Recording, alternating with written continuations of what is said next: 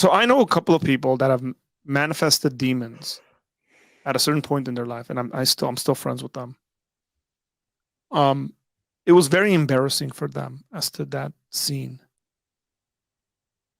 When I watch sort of like all this stuff that gets posted on the internet and all these videos and stuff like that, I sincerely feel bad. Let's just say they're genuine. For the people that they tape and put on the internet, and there's hundreds of thousands of views of them manifesting a demon. It's very unnecessary. You don't need to do that. That's embarrassing to the people. Be concerned about the souls of the people. If you're doing it, do it in such a way where you show genuine love and care for those people. That's it. Yeah, it's spiritual gifts for clicks, like gifts for views, is what's going on. You know, exorcisms for views and demonic possession for views, and everything is for views. And yeah, it's tough, man. Yeah, I just have a hard time for it because I sincerely feel for the people that are going through that.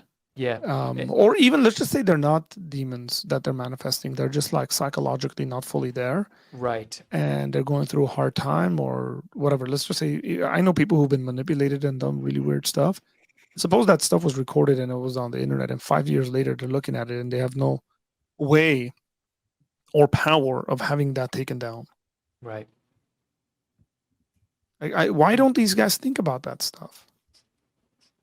They probably- should, as God-fearing, Jesus-loving people. I'm giving them quite a bit of respect here. I genuinely, I'm just gonna. They say they love Jesus. They say they're doing a ministry, and they love the people they're doing ministry to. They should be caring about these people and what their lives would look like. I mean, can you imagine what it would be like if at 20 you had some kind of an experience like that? Let's just say you even like fell and foamed at the mouth and were doing hysteric stuff and trying to punch people or whatever like that. Even if it is a genuine demonic manifestation. And now you're 35 and you're looking back on that. It's a very sad moment in your life. It's not a happy one. You can, it would be the equivalent, I would say, of any one of us being at our like lowest point in sin and that being recorded and just put for the world forever to see. Right. I wouldn't want that. That's just my point. You want to do that stuff, do it. If God's leading you, if the Spirit is leading you, and it's actual real stuff, it's the authentic, real deal, praise God. Yeah. It doesn't need to be showcased. I always talk whenever this like deliverance stuff comes up and people ask me my opinion on it, and I call it like, it's like neo deliverance ministry, right? It's this new hyper sensationalized version of it, because if you just look at somebody like a Derek Prince, right? I don't know if you're familiar at all with his work. So I disagree with, Christians being able to be possessed by demons or have demons or whatever goalposts they're moving into nowadays.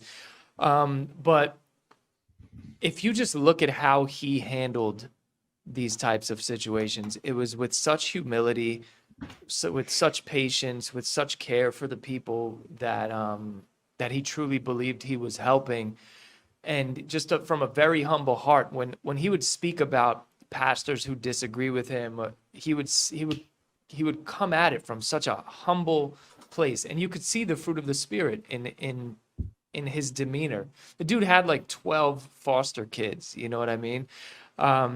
When you look at somebody like that, who's essentially a lot of their heroes in one way or another, and then you compare that man's life and ministry, regardless of whether I theologically agree with him or not in many of these areas, but if you just look at his life and how he lived and how he loved in comparison to this neo deliverance ministry for views type movement we have going on, making movies out of this and spectacles of people at their lowest.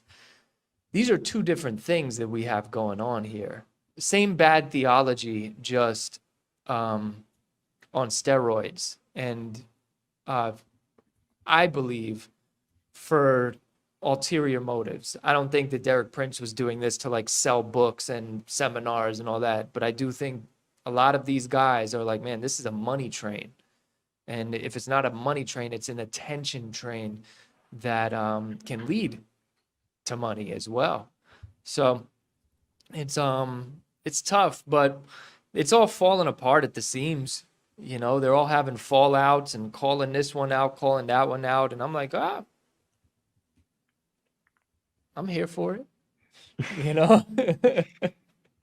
I don't know how we got on this topic, but oh yeah, tongues led us Speaking here. in tongues, rapping in Speaking in tongues. tongues. Thanks so much for watching that clip from the Why Jesus podcast. If you want to see the full episode, click right here, and you can also find us on all streaming services. God bless.